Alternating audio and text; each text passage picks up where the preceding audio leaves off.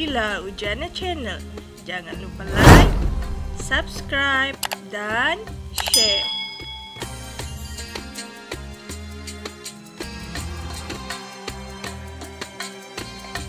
Assalamualaikum warahmatullahi wabarakatuh.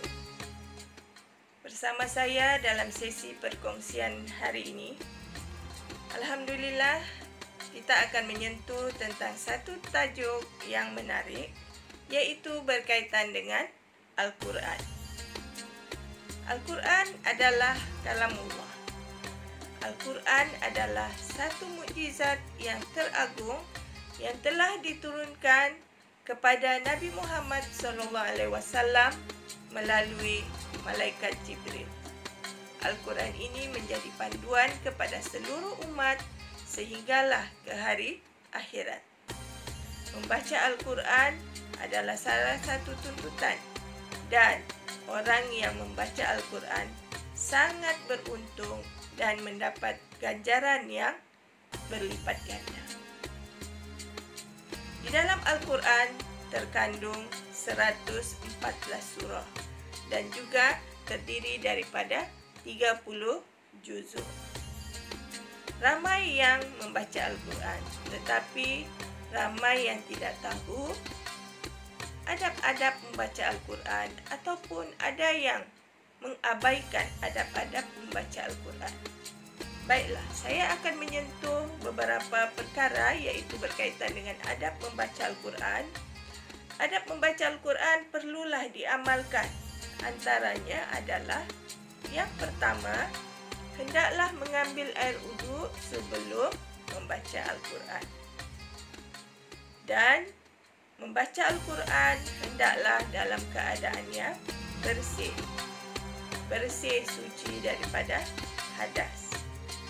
Seterusnya, membaca Al-Quran juga disunatkan menghadap ke kiblat, sebagaimana yang diamalkan oleh Rasulullah SAW dan juga para sahabat sebelum ini. Seterusnya, membaca Al-Quran juga hendaklah dalam keadaan duduk yang sopan. Selain daripada itu, membaca Al-Quran juga perlulah dalam keadaan menutup aurat. Sama ada lelaki ataupun perempuan, hendaklah menutup aurat ketika membaca Al-Quran. Seterusnya, bacalah Al-Quran dengan bacaan yang baik dan juga suara yang baik dan juga ayat yang betul. Maksudnya, hendaklah membaca dengan sebutan yang betul supaya tidak menjejaskan maksud sebenar ayat tersebut. Hendaklah juga membaca Al-Quran di tempat-tempat yang bersih. Jangan pula ada yang membaca Al-Quran di dalam tandas dan sebagainya. Bacalah Al-Quran dengan bacaan yang baik. Bacaan yang baik tidaklah semestinya membaca dengan bertaranum, tetapi cukup sekadar membaca dengan sebutan yang baik dan juga tajwid yang betul. Dari itu kita juga perlu belajar tentang tajwid.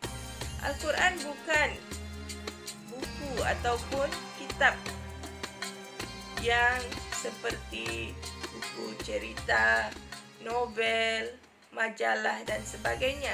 Kerana di dalam Al-Quran ini adalah terkandung kalamullah.